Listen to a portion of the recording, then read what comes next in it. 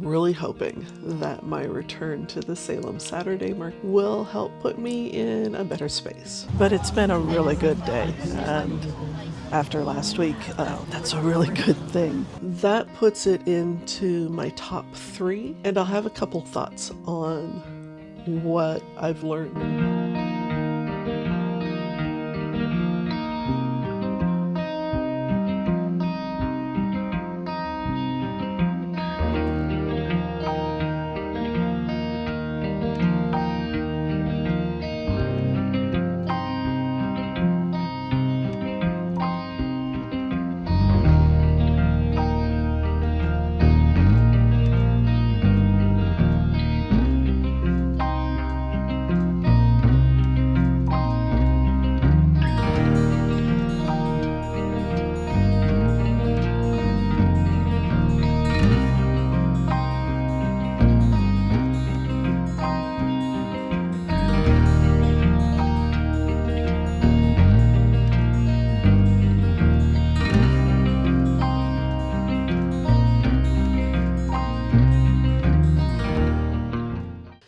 Hi, I'm Christiane, the owner and maker behind Cedar Moon Candle Co.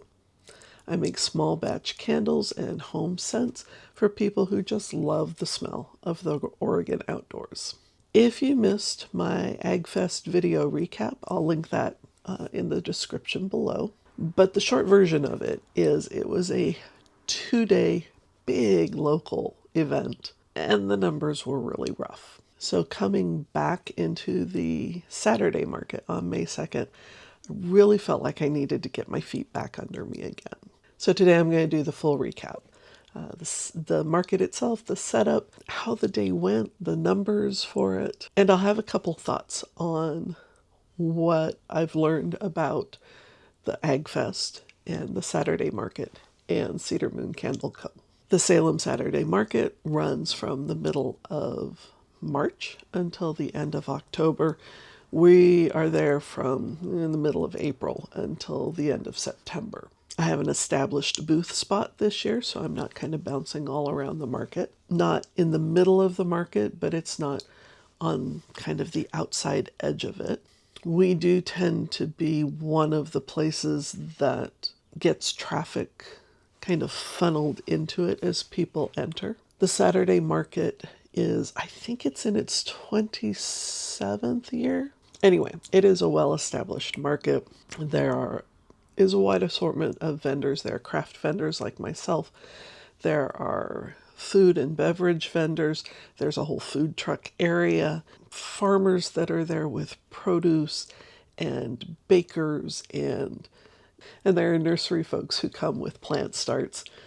There's a really broad array, and there are about 150 vendors, not including the food pod, every Saturday from 9 until 2. Our setup hasn't changed much, although I tinker with it every week because I just do. But we get to pull right up to our spot. Since the market opens at 9, we're usually there right about 7:30, a little before. Gives us a chance to offload everything from the car into our spot, put the canopy part way up so I can put banners on it while my daughter goes and parks the car. By the time she comes back, we have another probably 45 minutes to get everything set up and, make sure all the electronics are connected and everything looks the way I would like for it to look. As you saw at the start of this video, we were able to be done a little earlier on this Saturday, so I got a chance to kind of take a really brief wander through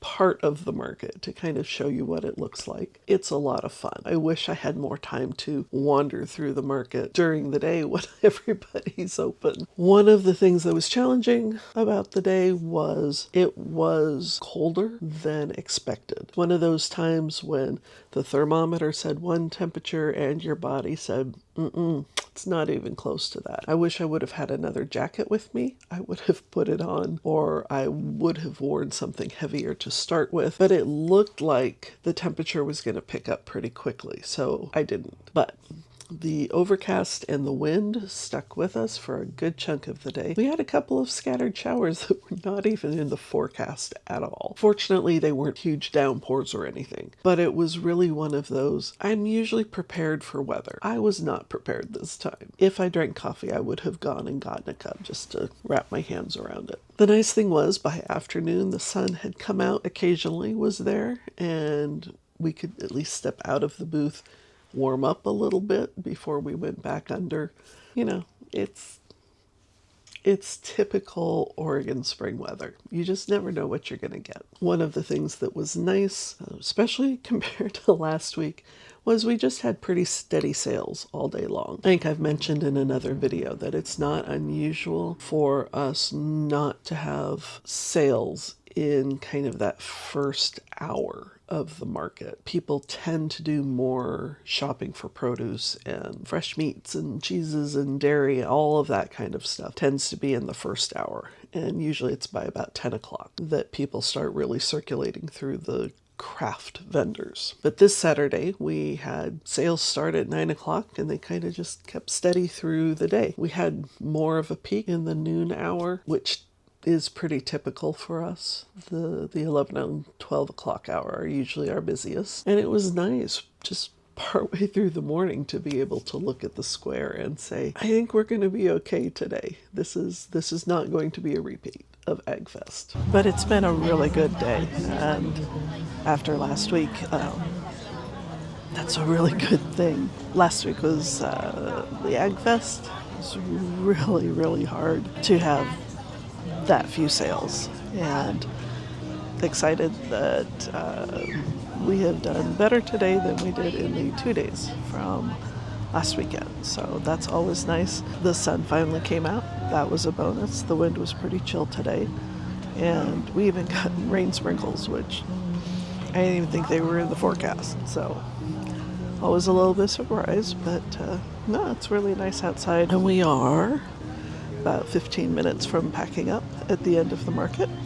So I will see you back for you guys. It'll be the next thing you see. On this Saturday, May 2nd, we had 15 orders for $328 in 5 hours time. And just for context, it puts it into my top 3 non-holiday markets since I launched Cedar Moon last May. And that's a nice thing to know. That's not nothing. But the number that means more to me, the number that informs my business decisions more, is that compared to that 15 sales and $328 for the 5 hours on Saturday, the prior weekend we had 17 orders and 313 sales across 15 and a half hours of market time. So I made more on a regular Saturday morning market than I did at a big 2-day local event. And so I've been trying to figure out what was so different, why that's the case. And here is my theory on it. The Saturday market draws a specific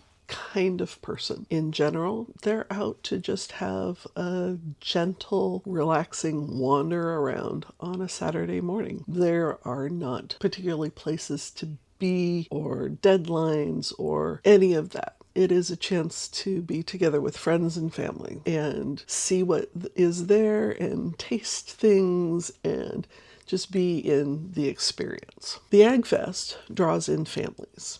And especially earlier in the day, it draws in families of littles that are trying to get everything packed in before nap time or lunchtime hits. But it just means they're on a schedule. You know, if you want to see the juggler at 10:30 and you want to see the llamas at 11 and you want to hear the big tractor race at 11:15, you have to get to different places quickly in a large-ish area. It is a state fairgrounds. So that stop and just meander and wander through time doesn't exist in that scenario until Sunday afternoon, which is when all of the people who work AgFest start to wander around because they don't have anything to do until they've loaded animals or all of the dirt buckets and seedlings and everything. They're just waiting for the event to actually close so they can go. And that's when we had more of our sales, is when the folks who were there got a chance to just wander through and chat and see everything. And so what that says to me is that Cedar Moon, this candle company that I've built, is really experiential. It's a place where you go when you want just a moment to kind of slow down and see what's there and experience something. And that doesn't fit into the we have to be here and then we have to be here and we've got to be home before this kind of time frame. And that's not saying those events are bad